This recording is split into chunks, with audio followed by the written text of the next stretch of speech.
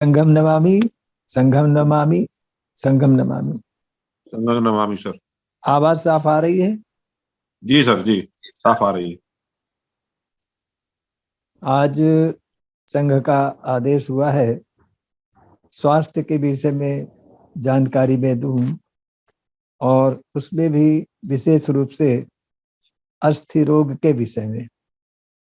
क्योंकि आज हमारा जो शरीर है, देखने में तो भले ही भला चंगा दिखे, लेकिन अंदर से इतना कमजोर हो गया है कि उसको ठीक से खड़ा होना या सीधे बैठना भी बड़ा मुश्किल हो रहा है।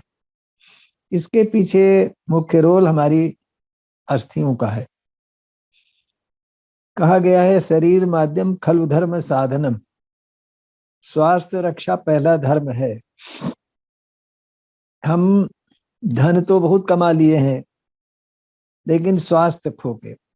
किसी दार्शनिक ने कहा है कि स्वास्थ्य को खो करके पैसा कमाना बुद्धिमत्ता का काम नहीं है। तो इसलिए हमें जरूरी है कि पहला सुख निरोगी काया, दूजे सुख घर में माया। तो ये जो पैसा है सेकेंडरी है, फर्स्ट क्या है? हमारा स्वास्थ्य है।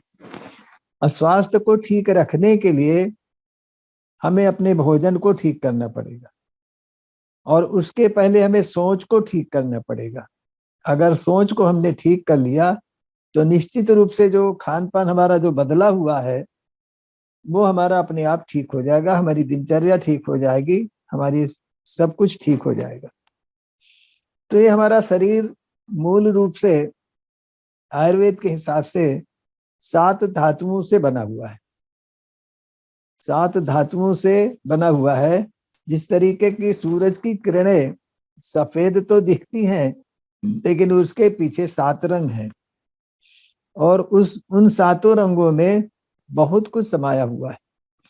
अगर इसका अध्ययन करें तो निश्चित रूप से आपको जानकारी होगी, हर रंग का अपना अपना एक अलग स्वरूप है, अलग उसका लाभ है। तो ये 7 धातुएं हमारी हैं क्या?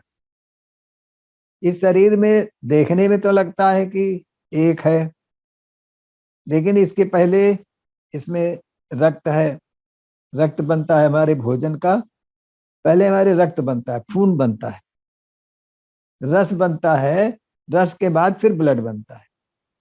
तो भोजन का अगर रस रस सही होगा, भोजन सही होगा तो रस सही होगा, रस सही होगा तो ब्लड सही होगा। ब्लड के बाद हमारा मांस बनता है, मांस बनता है, मांसपेशियां बनती हैं।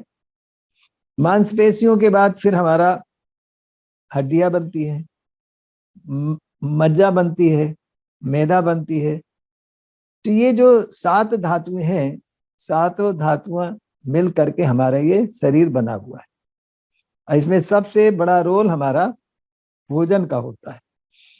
और इसमें जो रोग हैं, अस्थि संबंधी रोग है। आज हम देखते हैं कि जरा सा कोई बाथरूम में फिसला तो उसका कूल्हा टूट गया, गुल्ला हट गया, हड्डी टूट गई, हाथ की हड्डी टूट गई। कमर में आजकल बहुत ज्यादा प्रॉब्लम लोगों को हो रही है। बहुत सारे अपने भाई लोग भी बेड रिटर्न है। रिटर्न इसलिए है कि ऑस्टियोपोरोसिस हो गई है। ऑस्टियोपोरोसिस क्यों हो गई है, उसके कारण को भी समझना है। तो ये सब चीजें अगर हम समझ लें तो निश्चित रूप से जो हम दवाइयों में स्वास्थ्य को खोज रहे हैं, शायद उसका दवा में खोजना जो है बंद हो जाएगा। एक दो उदाहरण हम देना चाहेंगे। एक पेशेंट आया था आज से करीब 15 साल पहले बॉम्बे से। हिंदुजा अस्पताल में उसका इलाज चल रहा था, और धीरे धीरे इलाज करते करते उसकी ये हालत हो गई, उसकी रिब्स टूट गई, उसकी पैर की हड्डी टूट गई, हाथ की हड्डी कई जगह से टूट गई, मिट्टी का लोंदा जैसा पूरा बदन दर्द, हरदम दर्द।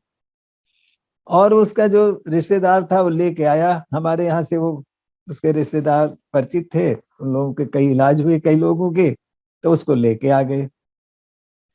हिंदुजा अस्पताल ने यही कहा था कि भाई अब इसके अंदर कोई जान नहीं है, सभी हड्डियां टूट गई हैं, जहां से उठाइए वहीं से टूट जाती हैं। इसका मतलब इसकी हड्डियां इतनी खुश्क हो गई हैं कि उठाना बिठाना भी इसके लिए मुश्किल हो रहा है। ऐसे स्थिति में उन्होंने यही कहा कि भाई ये ज्यादा दिन के मेहमान नहीं है, घर जाइए, खिलाइए पिलाइए, जो होगा देखा जाएगा आगे। लेकिन उन लोगों ने हिम्मत नहीं हारी और मेरे पास आ गए आज से 15 साल पहले। उसका इलाज हुआ, 4 महीने लगा, लेकिन वो उठ के खड़ा हो गया। वो बार बार हमसे कहता था, डॉक्टर साहब एक्सरे करा दीजिए, इससे पता चले कि हड्डियां हमारी जुड़ी कि नहीं जुड़ी। तो आखिर हम लास्ट में उसको जाने के पहले हमने कहा अच्छा अब तुम्हारा हम एक्सरे कराते हैं। एक्सरा कराया तो सारी की सारी हड्डियां जहां से टूटी हुई थी कैल्सिफिकेशन हो गया और वो हड्डियां जुड़ गई।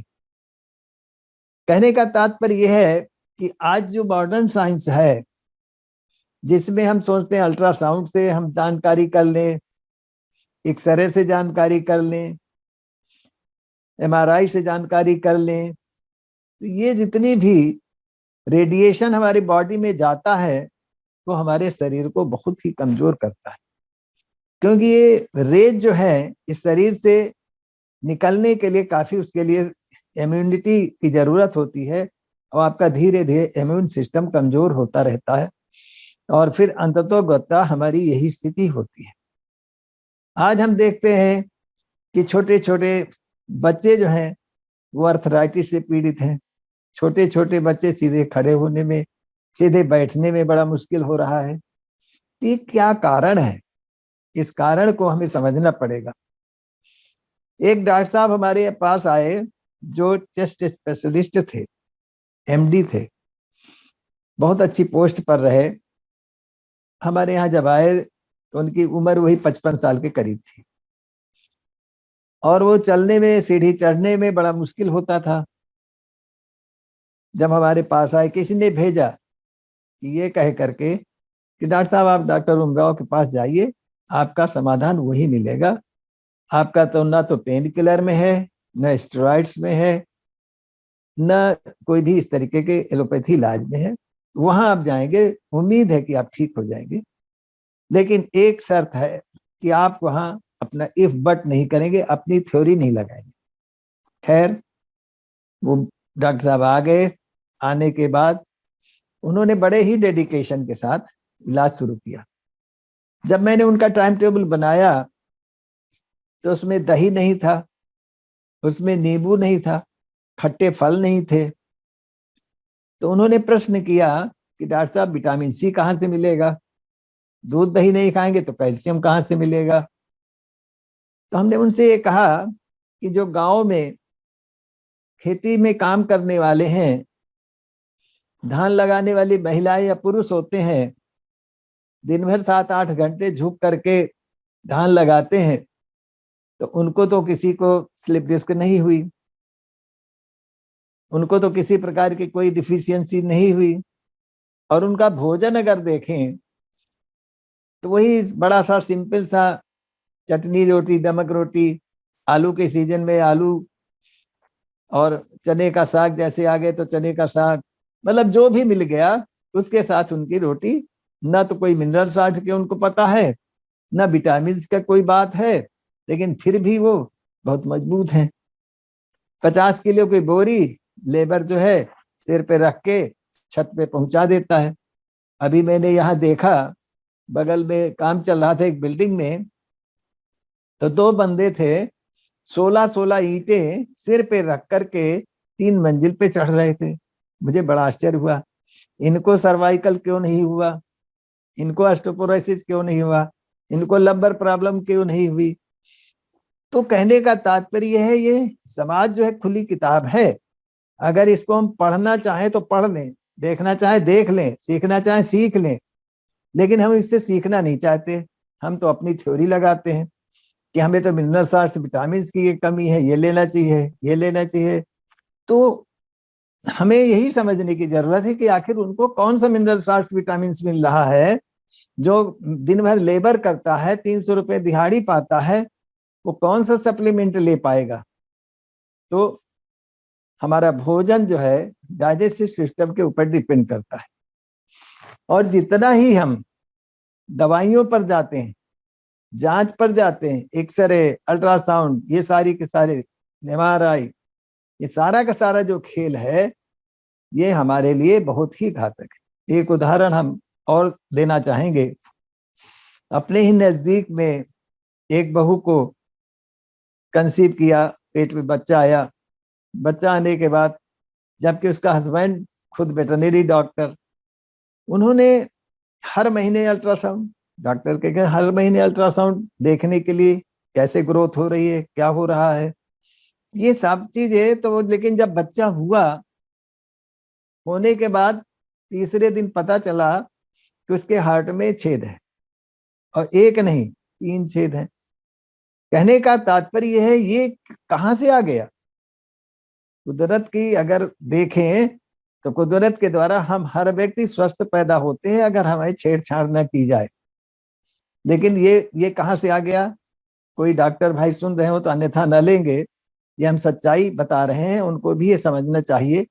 अनावश्यक अल्ट्रासाउंड कराना, अनावश्यक एक्सरे कराना, ये बहुत ही गलत है, क्योंकि उसका रेडिएशन जो है, उसकी जो किरणें हैं, रेज हैं, उस शरीर से निकलने में बहुत एनर्जी हमारी ले लेती है और हमारी कमजोरी बढ़ती चली जाती है। हमारे एक चाचा जी को ट्यूबरकुलोसिस हुई, ये सन 65 की बात बता रहे, 67 की बात बता रहे हैं। तो उनको हम मना भी करते थे, चाचा एक्सरा बार बार, डॉक्टर कहता था हर महीने जब जाते थे एक्सरा देखते थे। अरे भाई, एक बार जब मालूम हो गया कि उनको ट्यूबरकुलोसिस है, अब इसके बाद उनकी दवा कीजिए, इलाज कीजिए, खान पान में परहेज बताइए, वो सब करिए, लेकिन बार बार एक्सरे से क्या मिल जाएगा। लेकिन नहीं, बार बार एक्सरे, हर महीने एक्सरा। तो सोचिए जरा कि हमारे शरीर की हालत क्या होगी। और ये सीधे सीधे जो आपका एक्सरे में हड्डियों का पिक्चर आती है, वो रेज की वजह से ही आती है। जो रेज हमारे अंदर जाती है, वही रेज उसका अक्स खींच करके हमको अस्थियों की फिगर दे देते हैं। तो कहने का तात्पर्य यह है कि ये हमारा हड्डियों के जो रोग जितने बढ़ रहे हैं, आज तेजी से बढ़ रहे हैं, उसके पीछे हमारा खान पान है और हमारा गलत इलाज है। गलत इलाज में हमने देखा है, लेडीज में मोनोपाज के बाद ज्यादातर उनको हड्डियों की प्रॉब्लम आ जाती है। हार्मोनल इम्बैलेंस की प्रॉब्लम होती है, डिफिशियंसी होती है, और डिफिशियंसी के बाद उनको बोन्स की प्रॉब्लम आती है। तो ये चीजें जो है, इनको हम कैसे अपने आप को ठीक रखें, इसके लिए भोजन सुधार पहली आवश्यकता है। क्योंकि भोजन से ही रस बनता है, रक्त बनता है, मांस बनता है, मेद बनता है, अस्थि बनती है, और सातवीं धातु रज और वीर बनता है। तो सातवीं धातु जो है वही हमारी ताकत है, बोन मैरो ही हमारी ताकत है। और बोन मैरो अगर इसमें इन्फेक्शन चला गया तो फिर निश्चित रूप से ब्लड कैंसर या बोन कैंसर होना ही है। इसलिए हम डरा नहीं रहे हैं, हमें सावधानी की जरूरत है।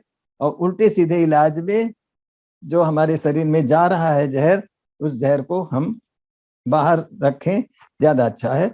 उसके पहले जरूरी है कि हम अपने खान पान को ठीक करें। खान पान में क्या आवश्यक है। हड्डियों में कैल्शियम की आवश्यकता है, विटामिन सी की आवश्यकता है, विटामिन डी की आवश्यकता है। हम विटामिन डी सबसे रिच सोर्स जो है हमारा धूप है। भगवान भास्कर ने, सूर्य ने हमको इतना तत्व दिए हैं, सातों किरणों के जो 7 रंग है वो बहुत ही महत्वपूर्ण है। तो अगर हम धूप ले रहे हैं तो अल्ट्रावायलेट रेज हमारे शरीर में जाती हैं और हमारी हड्डियों को मजबूत बनाती है। तो सुबह 7 बजे से लेकर के 9 बजे तक, 10 बजे तक अगर धूप में 10-15 मिनट भी हम ले लेते हैं तो निश्चित रूप से हमारी डिफिशियंसी विटामिन डी की खत्म हो जाती है। विटामिन सी के लिए हम ताजे फल मौसम के, या हरी पत्ती वाली सब्जियां, या जूस, या सूप, ये चीजें अगर ले रहे हैं तो निश्चित रूप से हम विटामिन सी की पूर्ति कर लेंगे। और आजकल आंवला आ रहा है, आंवले में भरपूर विटामिन सी है। अगर 2 आंवला प्रतिदिन दूसरा, आंवला एसिडिक नहीं है, वो क्षारीय है। और क्षार प्रधान हमारा ब्लड है। इसमें 80% हमारा ब्लड क्षारीय और 20% हमारा अम्लीय। ये अगर प्रोपोर्शन हमारा बना रहे तो हमें कोई रोग नहीं आ सकता है, बिल्कुल ही।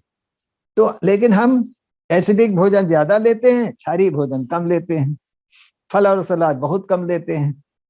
किसी किसी को तो फल और सलाद अच्छा ही नहीं लगता है। तो कहने का तात्पर्य यह है कि विटामिन सी की जरूरत है, विटामिन डी की जरूरत है, तो कैल्शियम हजम होगा। अगर विटामिन सी और विटामिन डी नहीं मिल रहा है, कितना ही आप दूध खाएं, विटामिन कैल्शियम खाएं, लेकिन आपका कैल्शियम डाइजेस्ट नहीं होगा, उल्टे आपके शरीर में कहीं ना कहीं वो डिपॉजिट हो जाएगा। बहुत सारे लोगों को कैल्शियम की डिपॉजिट अगर ब्रेन में हो जाता है तो एपिलेप्सी हो जाती है, कहीं ना कहीं स्टोन फॉर्म हो जाता है। ये सब डाइजेस्ट ना होने की वजह से है। तो इसके लिए presence of vitamin D and vitamin C बहुत जरूरी है कैल्शियम को हजम होने। और कैल्शियम हर अनाज में है, हर अनाज में, हर चीज में है, लेकिन उसके लिए विटामिन सी और विटामिन डी बहुत जरूरी है।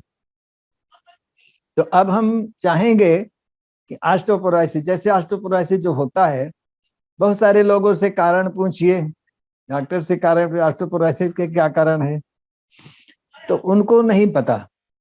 उनको ये पता है कि ऑस्टियोपोरोसिस है, लेकिन क्यों है ये नहीं पता। अगर हम ब्लड प्रेशर की दवा ले रहे हैं, थायराइड की दवा ले रहे हैं, डायबिटीज की दवा ले रहे हैं, तो निश्चित रूप से ऑस्टियोपोरोसिस होना ही होना है। अगर हमें ऑस्टियोपोरोसिस से बचना है तो कोशिश कर दी है कि हम बीपी को अपनी एक्सरसाइज से नियंत्रित करें, अपने भोजन से नियंत्रित करें। थायराइड है तो भोजन से नियंत्रित करें, ब्लड प्रेशर है तो अपने ब्लड प्रेशर, शुगर और थायराइड तीनों को हम अगर एक्सरसाइज और भोजन सुधार के द्वारा ठीक कर लेंगे तो ऑस्टियोपोरोसिस होने वाली नहीं है। बहुत सारे लोगों को स्लिप डिस्क हो रही है। स्लिप डिस्क के बहुत सारे मरीज हमारे पास ऐसे आए जो ऑन बेड रहे, लेकिन 1 महीने के अंदर खान पान से वो बेड बिस्तर से उठ करके आराम से चलना फिरना शुरू हो गया। और एक्सरसाइज जब करने लगे तो जो व्यक्ति बेल्ट लगा के नहीं चल पाता था, चलना मुश्किल था, वो बेल्ट अलग करके आराम से फॉरवर्ड बेंडिंग और बैकवर्ड बेंडिंग करने लगा। मैं अपने प्रचार के लिए सब चीजें नहीं बता रहा हूँ, वास्तविकता है कि अगर आप खान पान ठीक कर लेते हैं, दिनचर्या ठीक कर लेते हैं, शारीरिक श्रम करना शुरू कर देते हैं, तो निश्चित रूप से आप स्वस्थ होंगे। यहाँ जो है, जैसे ही किसी को सर्वाइकल हुई, डॉक्टर कहता कोई भी कीमती चीज गिर जाए तो भी झुक के नहीं उठाना नहीं है, आपको सिर को आगे नहीं झुकाना है, सिर पे बोझा नहीं रखना है। ये सारे के सारे इंस्ट्रक्शन देगा, लेकिन उसको ये नहीं पता है कि क्या भोजन करे जिससे ये सर्वाइकल स्पॉन्डिलाइटिस और लंबर प्रॉब्लम ठीक हो जाए। उसके लिए फर्स्ट ऑफ ऑल हमें अपने भोजन को ही ठीक करना पड़ेगा। भोजन में अभी जब मैं प्राकृतिक चिकित्सा के विषय में जानकारी 66-7 में मिली, तो मैंने लोगों का अध्ययन करना शुरू किया कि व्यक्ति का, परिवार का खान पान क्या है, रहन सहन क्या है, प्रदेश का, जिले का खान पान क्या है। तो मैंने अपने पड़ोस में एक जिला है बांदा और हमीरपुर, वहां जब लोगों का मैंने अध्ययन किया, गए देखा, क्योंकि पहले गायत्री परिवार में बड़े बड़े यज्ञ कराना, प्रवचन करना था, पूरे देश में घूमना जानना, लेकिन वहां का यही सब मैं देखता था, कल्चर, खान पान, ये सब।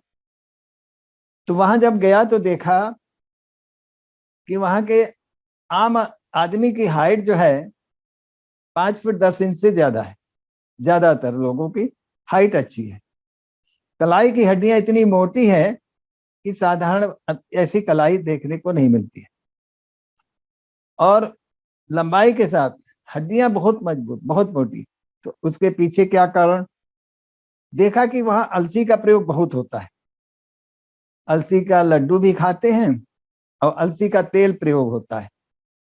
जब भी खाने में उनके अलसी का तेल, जिनके पास घी नहीं है वो सिर्फ और सिर्फ अलसी का तेल ही दाल में डाल के खाते हैं, रोटी में लगा के खाते हैं, पूरी पकवान जो भी बनता है अलसी के तेल का बनता है।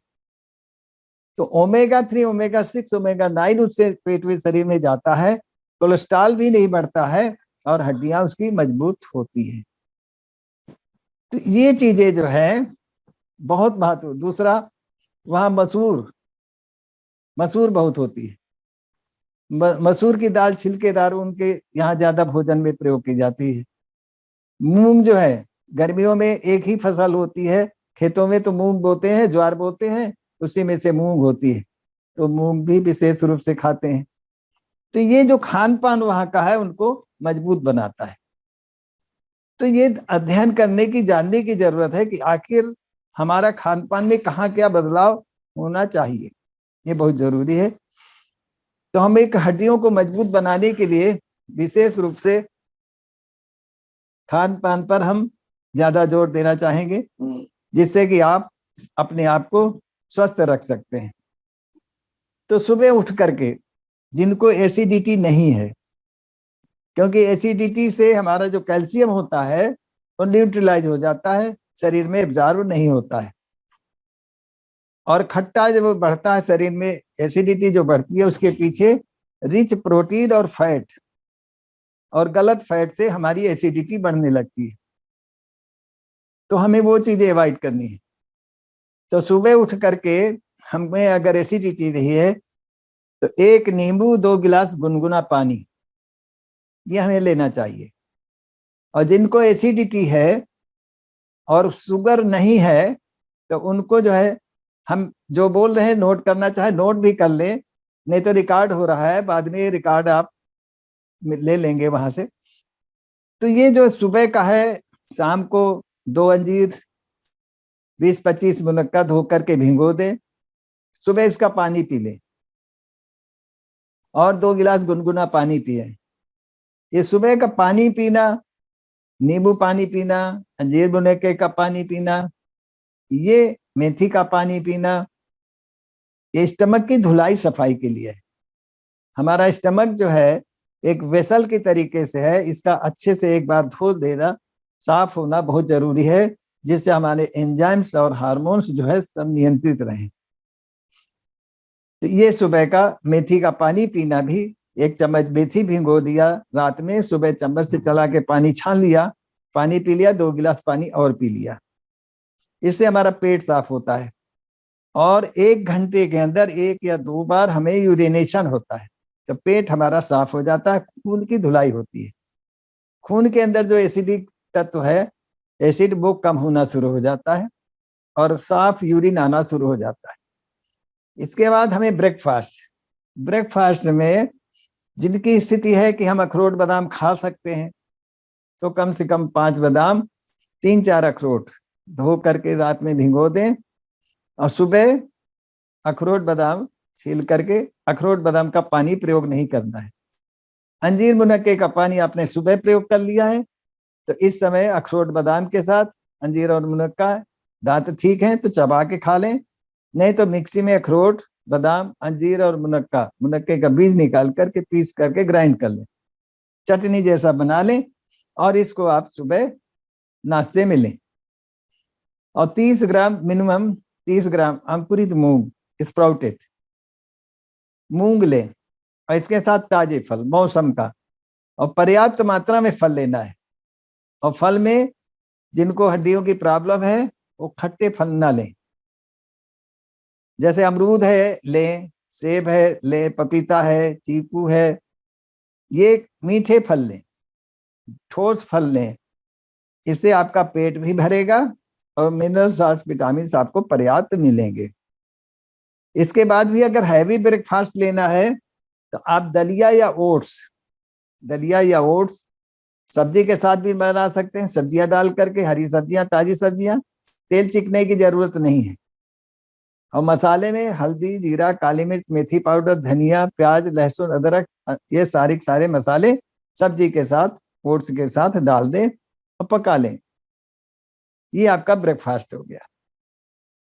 इसके बाद आपका आता है दोपहर का लंच।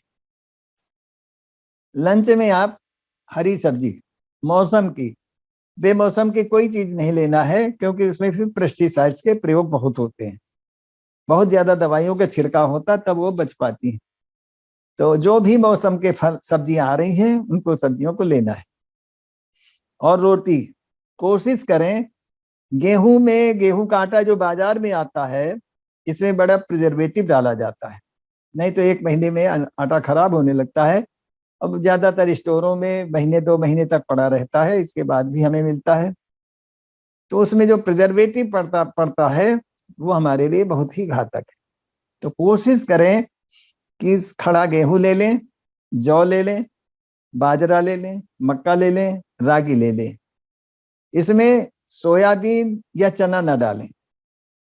सोयाबीन और चना जब डालते हैं, फिजिकल वर्क नहीं होता है, तो ये फिर गैस बनाता है, देर से हजम होता है, आपकी रोटी देर से हजम होती है। तो हरी सब्जी हो गई, ये मिक्स रोटी हो गई। इसके साथ आपको फल भी खाना है और सलाद भी खाना है। जो मौसम का सलाद है, जैसे अभी समय गाजर आ रही है, टमाटर आ रहा है, तो टमाटर भी लीजिए, लेकिन सब्जियों में डाल के न लीजिए, कच्चा लीजिए टमाटर, ये आपको ज्यादा फायदा करेगा। मूली भी थोड़ी मात्रा में लें, लेकिन मूली दोपहर में ही लें, शाम को बिल्कुल ना लें। फल और सलाद भी लें। अगर बहुत ज्यादा ऑस्टियोपोरोसिस नहीं हुई है, बहुत ज्यादा हड्डियों में दर्द नहीं है, तो थोड़ी सी मूंग की या मसूर की छिलकेदार दाल ले सकते हैं, नहीं तो थोड़े दिन दाल अवॉइड करें। 50 की उम्र के बाद दाल एक्चुअली कम से कम लेने की हमें जरूरत है। ज्यादा दाल लेने से हमारे लीवर के ऊपर जोर पड़ता है और हमारा फैटी लीवर होने की संभावनाएं रहती हैं। जो हमारे शरीर को मेंटेनेंस की जरूरत है वो सब्जी और अनाजों से मिल जाती है, हमें प्रोटीन उतनी ही पर्याप्त है। इसके साथ फल सलाद हो गया। इसके बाद आपका आता है शाम को टी ब्रेक। 5 बजे कुछ लेने की आवश्यकता सी पड़ती है, तो उस समय अगर अंजीर मुनक्के का जूस ले सकें, तो उसको बनाने का तरीका यह है कि 3 अंजीर और 25-30 मुनक्का सुबह धो करके भिगो दें, शाम को मिक्सी में पानी से निकाल कर मिक्सी में डालें, बीज सहित ग्राइंड कर लें, फिर जो पानी में भिगोया उस पानी को भी डाल लें, फिर ग्राइंड कर लें और छन्नी से या कपड़े से छान लें, थोड़ा सा फाइबर रहेगा, उसको आप फेंक दें। ये जूस आपके ब्लड में जो एसिडिक है उसको अपने आप अल्कलाइन बना देगा, क्षारीय बना देगा और धुलाई सफाई कर देगा, लीवर को भी ताकत देगा। और जो थके हुए हैं दिन भर काम के, वो जैसे ही ग्लूकोज आपकी बॉडी में जाता है, आपकी थकान मिट जाती है और अपने आप को फ्रेश महसूस करते हैं। इसके बाद 8 बजे तक आप अपना खाना रात का जरूर ले लें। 8 बजे के बाद खाना लें, ज्यादा अच्छा है। 8 बजे के बाद खाना ना लें, ज्यादा अच्छा है, क्योंकि आपको खाने भोजन को हजम होने में 2-3 घंटे मिल जाता है सोने के पहले। तो कभी भी आपका हार्ट की प्रॉब्लम नहीं होती, बीपी की प्रॉब्लम नहीं होती। ये शाम का भोजन कोशिश करें हल्का लें। हल्के में सब्जी दलिया ले सकते हैं, सब्जी ओट्स ले सकते हैं, या फल ही केवल ले सकते हैं। इस तरीके से आप अपना शाम का हल्का भोजन लें, देर रात भोजन ना लें। सोने के पहले आपका अगर पेट ठीक से साफ नहीं होता है, तो छोटी हरड़ का चूर्ण 1 चम्मच गर्म पानी से सोने के पहले ले ले, तो सुबह आपका पेट अच्छे से साफ हो जाएगा। और पेट साफ होना ही बहुत जरूरत है। पेट साफ होने से आपका सर भारी नहीं होगा, लेथार्जिक नहीं होंगे और एनर्जी लेवल आपका बहुत अच्छा बना रहेगा।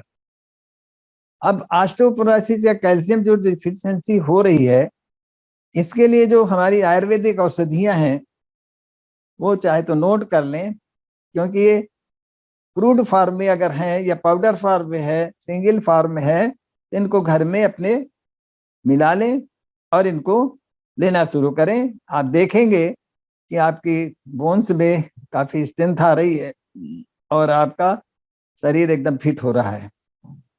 तो इसमें औषधियां क्या है? मुलैठी, एक तो है मुलैठी। मुलैठी का काम है जो हमारा कार्टिलेज कम होने लगता है, लुब्रिकेशन कम होने लगता है। मुलैठी हमारी एक्सटर्नल इंटरनल स्टिफनेस को दूर करती है। ये मुलैठी बहुत महत्वपूर्ण है। और जिनको ज्यादा एसिडिटी रहती हो, तो मुलैठी का एक छोटा सा टुकड़ा मुंह में डाल के चूसते रहें खाना खाने के बाद, तो ये सलाइवा है ये अंदर जाएगा और खाने से जो एसिडिटी होती है वो एसिडिटी नहीं होने पाएगी, तो हमारे कार्टिलेज डेवलप करती है, जो ज्वाइंट्स के बीच में चिकनाई है, कार्टिलेज है, उसको डेवलप करता है। इससे आपका ज्वाइंट बचे रहते हैं। दूसरा हमारा अश्वगंधा। अश्वगंधा में कैल्शियम भरपूर है, स्टेमिना डेवलप करता है, वीरवर्धक है, और ये थकान को मिटाता है, मानसिक अवसाद को भी मिटाता है। तो हमें अश्वगंधा भी मुलेठी के साथ। तीसरी चीज है पुनर्नवा। पुनर्नवा ब्लड प्यूरिफिकेशन का काम करता है। निर्गुंडी, निर्गुंडी जो है, जो इन्फ्लेमेटरी इन्फेक्शन है उसको दूर करता है। और नागरमोथा, नागरमोथा ज्वाइंट पेन को ठीक करता है, हड्डियों को मजबूत बनाता है।